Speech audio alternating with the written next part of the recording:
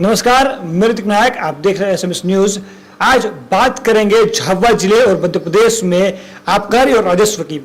दरअसल मध्य प्रदेश हो या कोई और प्रदेश, देश भर में सबसे ज्यादा राजस्व देने वाले विभागों में आबकारी एक बड़ा हिस्सेदार है। इसके अलावा पेट्रोलियम और तंबाकू पदार्थ, गुटखा पदार्थ जो होते हैं वो भी राजस्व में एक बड़ा हिस्सा देता है, लेकिन शराब का राजस्व में जो एक हिस्सा है, जो एक योगदान है, वो सबसे बड़ा होता है। इसलिए कोई भी सरकार शराबबंदी करने पर बचती है, इसके सवाल पर बचती रहती है। तो इसके पहले कि हम आपको बताएं कि झाबुआ जिला, जिसको एक गरीब और पिछड़ा हुआ जिला बताया जाता है, वो राजस्व में कितनी बड़ी रकम देता है, उसका मध्य प्रदेश के राजस्व में कितना बड़ा योगदान है। उससे पहले आपको बता दें कि मध्य प्रदेश में आबकारी का पूरा जो ड्राफ्ट है वो किस तरीके से, कितनी दुकान है शराब की, कितनी विदेशी है, कितनी देसी है। तो आपको बता दें कि देसी मदिरा दुकानें जो है मध्य प्रदेश में 2541 है, वहीं विदेशी मदिरा की दुकानें जो है वो 1070 है। इसके अलावा ऐसे बार, होटल, रेस्टोरेंट या क्लब जिनमें शराब की बिक्री लीगल तरीके से की जाती है वो 358 है। उसके अलावा बोटलिंग की इकाइयां जो है वो 38 है और 11 आश्वनी है। तो इस तरीके से अलग अलग जगहों पर शराब की बिक्री होती है। इस शराब की बिक्री जो है राजस्व में एक बड़ा हिस्सा देती है। आपको पूरी कहानी बताएं किस तरीके से झाबुआ जिला जो है वो इतनी बड़ी एक रकम दे रहा है कि जो आप शायद सोचेंगे नहीं। तो जब हमने बात करी आबकारी के ऑफिसर से, आबकारी के अधिकारियों से, तो उन्होंने बताया कि किस तरीके से झाबुआ जिला जो है वो 200 करोड़ से अधिक का राजस्व जो है मध्य प्रदेश सरकार को भेजता है। जी हाँ, आपने सही सुना, 200 करोड़ रुपए, 200 करोड़ से अधिक का राजस्व जो है पिछले साल मध्य प्रदेश सरकार को झाबुआ जिले ने आबकारी विभाग से भेजा था। आबकारी विभाग ने 200 करोड़ से अधिक की वसूली की थी, जो कि राजस्व के तौर पर मध्य प्रदेश सरकार को भेजी गई। इसी कारण से इस बार जो नई नीति आई है उसके अंदर आप देखिए किस तरीके से सरकार ने चालाकी से सरकारी जो शराब की काउंटर है उनको बढ़ाया है। दरअसल इसमें जो ट्रिक खेली गई है, जो कहे सरकार ने जो दिमाग लगाया है वो इस तरीके से लगाया है कि पिछली बार अगर अंग्रेजी शराब की दुकान है तो उस पर अंग्रेजी शराब ही मिलती थी, देसी शराब की दुकान है, देसी शराब की दुकान पर सिर्फ देसी दारू ही मिलती थी। लेकिन इस बार एक अलग चीज की गई। इस बार नया आदेश जारी किया गया कि जो विदेशी दुकानें हैं उस पर देसी दारू मिलेगा, जो देसी शराब की दुकान है उस पर विदेशी मदिरा भी मिलेगी। तो इस तरीके से जो एक काउंटर हुआ करता था जहां पर विदेशी मदिरा, यहाँ पर तो पास में देसी मदिरा, इस तरीके से बेची जाती थी। तो एक ही जगह पर 2 काउंटर हुआ करते थे।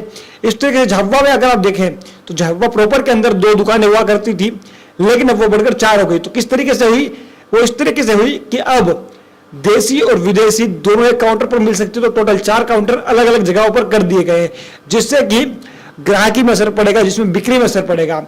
सरकार भी इसमें अपना जो है पल्ला झाड़ती और कहती कि हमने काउंटर नहीं बढ़ाए हैं, काउंटर लीगल तरीके से नहीं बढ़ाए, लेकिन काउंटर आप अगर देखेंगे झाबुआ जिले के अंदर तो आपको पहले के मुकाबले 1.5 से 2 गुना ज्यादा काउंटर देखने को मिलेंगे। चाहे झाबुआ हो या और कोई भी तहसील हो झाबुआ जिले की, वहां पर आपको काउंटर बड़े हुए दिखेंगे। उसका कारण साफ है कि अब देसी विदेशी का जो फर्क था कि देसी दुकान पर विदेशी मदिरा, विदेशी दुकान पर देसी मदिरा नहीं मिलती थी, वो अब मिलने लगेगी।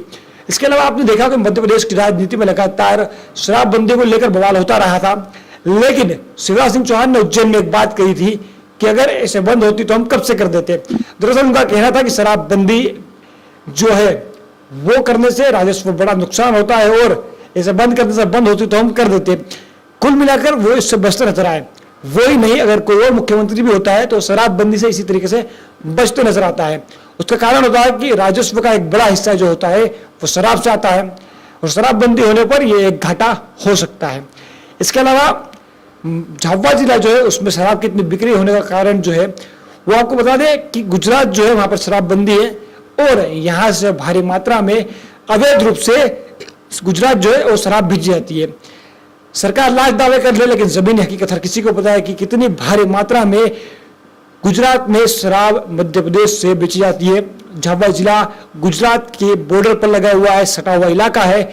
इस कारण से यहाँ पर भारी मात्रा में रात में या कहे कि दिन दहाड़े भी गुजरात के लिए अवैध रूप से शराब सप्लाई की जाती है। हमारा आदिवासी इलाका है, थोड़ा अशिक्षित इलाका है, जहाँ पर हमारे जनजाति के भाई या कहे कि हर कोई शराब का सेवन बड़ी मात्रा में करता है। शादियों में शराब का सेवन बहुत ज़्यादा होता है। यही एक कारण है कि भारी मात्रा में एक्सीडेंट भी होते हैं। तो कुल मिलाकर जो कहने का मतलब है कि झाबुआ जिले में शराब का सेवन और शराब का जो है एक एक्सपोर्ट कहें, क्योंकि पड़ोसी राज्य गुजरात में एक्सपोर्ट भी होता है इलीगल रूप से, इस कारण से शराब का जो बिक्री है वो बहुत ज्यादा है। इसके अलावा अनुमानित जो अगले साल के लिए, अगले साल का जो वार्षिक उनको उम्मीद है, आबकारी को जो उम्मीद है अगले साल की, वो है 250 करोड़ रुपए, 245 से 250 करोड़ रुपए की।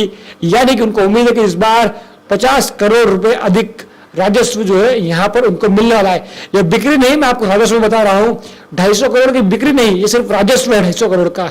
बिक्री इससे कई गुना ज्यादा होती है, ये सिर्फ उससे जो मिलने वाला राजस्व है उसकी रकम है 250 करोड़ रुपए।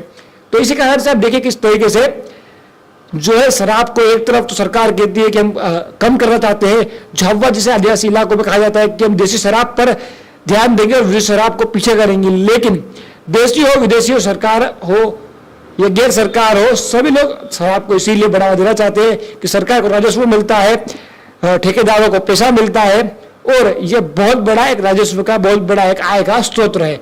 ऐसे झाबुआ जिला जिसको आप कहेंगे पिछड़ा जिला है, गरीब जिला है, देखिए किस तरीके से शराब पर दिल खोल कर पैसा लुटा रहा है। यह कहे कि जो है सरकार की और ठेकेदारों की जेब किस तरीके से भरता है। इसके अलावा देखने वाली बात यह भी है कि किस तरीके से शातिरता से काउंटर्स भी बढ़ा दिए गए इस बार, और आलोचना से बचने के लिए उसको किस तरीके से एक लीगल तरीके से बचने का एक उपाय भी ढूंढा गया है। बहुत जल्दी कहा जा रहा है कि महुए की शराब जो है उसको भी एक लीगल टेंडर बना दिया जाएगा और महुए की शराब के लिए भी काउंटर दिए जाएंगे। तो आने वाले समय में शराब की बिक्री बढ़ना ही बढ़ना है, चाहे देसी हो चाहे विदेशी हो। ऐसे में जो लोग कहते हैं कि शराब बंदी करना है, शराब को लेकर जागरूकता फैलाना है, तो वो बातें ऐसे में सिर्फ एक कोरी मिथ्या लगती है, ऐसा कुछ होता प्रतीत नहीं आता है। आपको क्या लगता है वो जरूर बताइएगा, लेकिन उसके पहले आबकारी के इस अधिकारी को सुन लीजिए, उनका इस पूरे मामले पर, पूरी नई आबकारी नीति पर, इस राजस्व के कलेक्शन पर क्या कहना है। उनको सुनिए और समझिए कि ये पूरा का पूरा मसला क्या है। सर, झाबुआ में जो काउंटर स्टेज जिस तरीके से आपने बताया कि काउंटर नहीं बढ़े, जिले में अभी तक कुल कितनी दुकानें हैं और किस तरह की नई नियमावली के आधार पर अलग अलग जिलाओं पर अभी झाबुआ में शुरू हुई है दुकान? विगत वित्तीय वर्ष में जिला झाबुआ में 18 विदेशी मदिरा दुकान एवं 15 देशी मदिरा दुकान थी। इस वर्ष नई आबकारी नीति के तहत मदिरा दुकानों को कंपोजिट शॉप के तौर पर परिवर्तित किया गया है शासन के द्वारा, जिसमें यह प्रावधानित है कि देशी और विदेशी मदिरा दुकानें एक ही काउंटर से विक्रय की जा सकेंगी। इस लिहाज से नंबर ऑफ काउंटर्स की संख्या तो नहीं बढ़ी है, किंतु देशी मदिरा दुकान पर अब विदेशी मदिरा दुकान, विदेशी मदिरा और विदेशी मदिरा दुकानों पर देशी मदिरा की उपलब्धता भी रहेगी। सर, अभी झाबुआ में प्रॉपर में कितने देशी मदिरा दुकानें थी और कितनी अंग्रेज शराब की दुकानें? विगत वित्तीय वर्ष में 15 देशी मदिरा दुकानें थी और 18 विदेशी मदिरा दुकानें थी। वर्तमान में कुल 33 कंपोजिट शॉप्स जिला झाबुआ में संचालित हैं। सर, राजस्व की बात की, पिछले वर्ष में जो राजस्व झाबुआ जिले की तरफ से विगत वित्तीय वर्ष में 200 करोड़ से अधिक का राजस्व आबकारी आय के रूप में प्राप्त हुआ है और इस वर्ष 245 करोड़ से अधिक के राजस्व की हमको आशा है।